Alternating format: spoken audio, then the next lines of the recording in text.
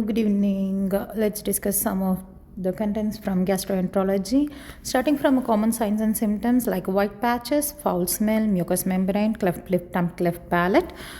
As we all know, cleft lip and cleft palate will be seen in pediatric congenital problems, and the surgery will be done after 3 to 6 months of the baby born. Vomiting and aspiration is a high risk content for a pediatric, geriatric, and any bed-born patients. We need to be very handled carefully whenever we will feed them orally or nasogastrically. First condition is peptic ulcer. In peptic ulcer, we have two conditions, that is gastric ulcer and duodenal ulcer.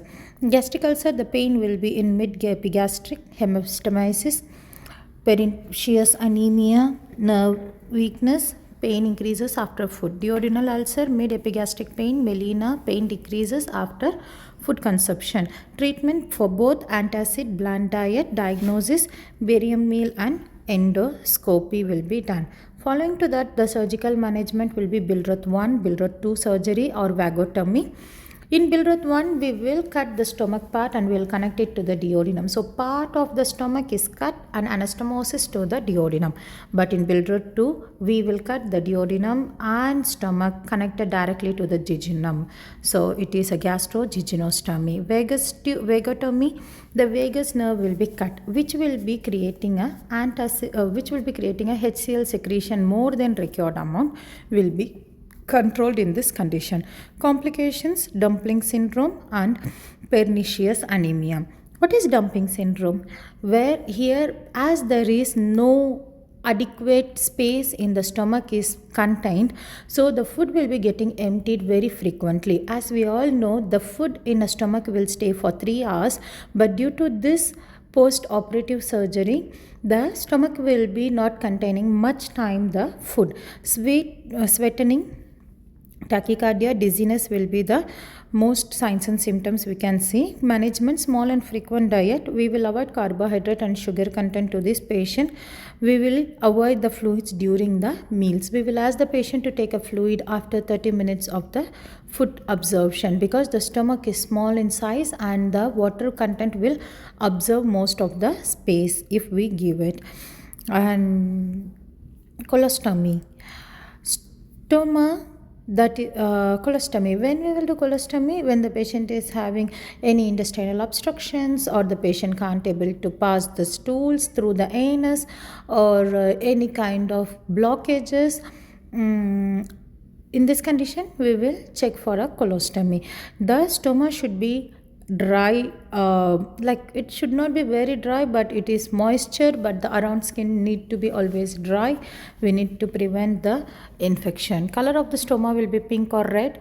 When the pouch is 1/3 full, we want to empty the pouch.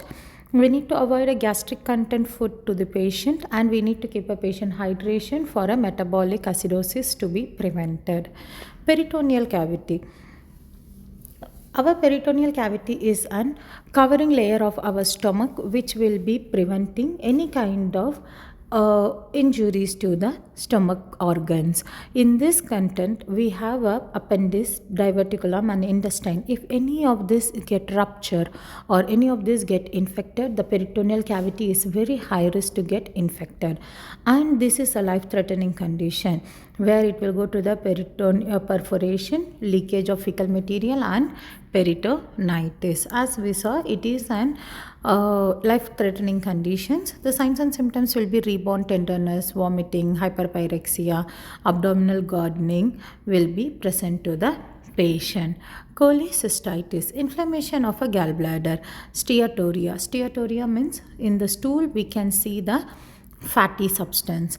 Obstructed bile gets observed in the blood, and hyperbilirubinemia, jaundice will be causing to the patient. How we will identify the jaundice? By checking a bilirubin level in the patient, total and direct bilirubin level.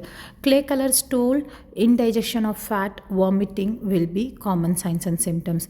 Morphis sign will be present when you will be palpating in the right side of the abdomen. The left side of the abdomen will be having a pain, and Right intercostal margin takes deep breath. Megacolon will be present, ribbon-like stools. We can observe intussusception, current jelly-like stool. What is intussusception? The intestine is getting plugged inside of it, so that it is an intussusception is occurred. The treatment for intussusception is non-surgical management, that we will do the enema flush to the patient and we will make the intestine straighten. Treatment: antispasmodics, opiates, surgical management, cholecystectomy and choledochotomy. Appendicitis. In appendicitis, we have total 4 types of appendicitis, that is 2 o'clock, 5 o'clock, 7 o'clock and 11 o'clock appendicitis. The patients, those who have a 5 o'clock and 7 o'clock appendicitis are very high risk to get a appendicitis. Appendix are very high risk to get a appendicitis. In this, the patient will have pain around the iliac region and there will be a flank pain to the patient. This patient, we are not supposed to do the palpation and we will not give enema to the patient.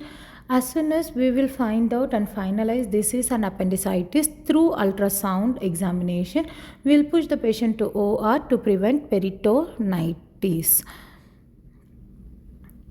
Hepatitis. Hepatitis A is transferable by fecal-oral method. Hepatitis B and C, blood and body fluid exposure. Hepatitis D, superinfection of hepatitis B, and hepatitis E is waterborne. Cirrhosis of liver, degeneration and disruption of hepatocytes.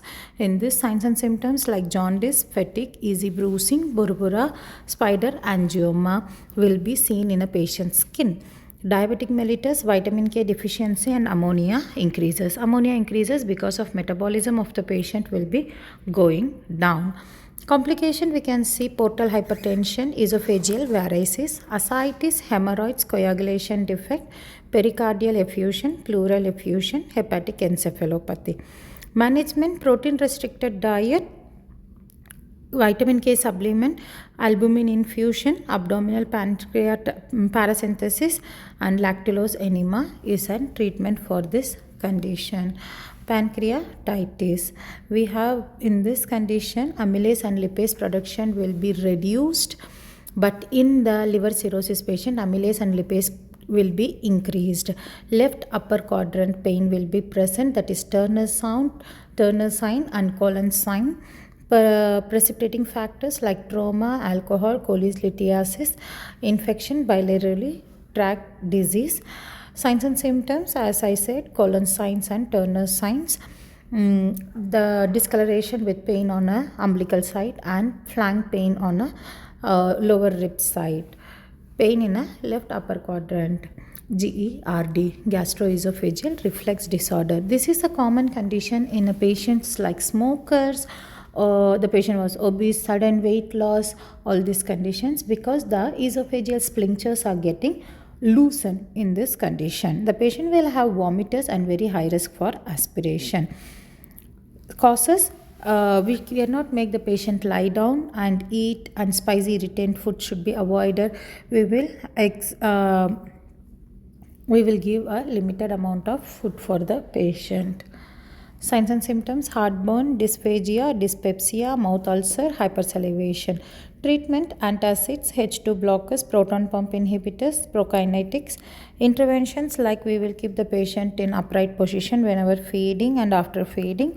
Small and frequent diet, bland diet. We will ask the patient to avoid smoking. Diverticulitis, inflammation of diverticulum. Clunky pain in lower quadrant, nausea and malaise, constipation, abdominal cramps are common signs and symptoms of diverticulitis. Complications: if there is a rupture, then it is a peritonitis. Treatment: for a pain control, we will give morphine, antispasmodics and laxatives to the patient. Interventions: we will increase the fiber and fluid diet to loosen the motion, everything to be get out. Assess the abdominal distension, monitoring the signs of peritonitis. Ulcerative colitis, diarrhea with the bleeding, vitamin K deficiency, fatigue, malnutrition, dehydration, protein deficiency, weight loss, anorexia, nausea and vomiting are sound signs and symptoms. Interventions: low fiber fat diet with NPO, and we want to give the patient on IV fluids. Avoid milk, caffeine, alcohol, and smoking to prevent the irritation of the skins. The next condition is hemorrhoids. Hemorrhoids is a pain, bright red bleeding, constipation, and pruritus from the anus part of the patient. We will be doing hemorrhoidectomy and lithotomy position to the patient to prevent the pressure on the hemorrhoid side. We will give the patient on lithotomy position. Nursing management: sitz bath, side lying position, high fiber diet, ice pack of perineum region to control the pain and to constrict the blood vessels in that area to prevent bleeding. So if any doubts, please contact us. Thank you.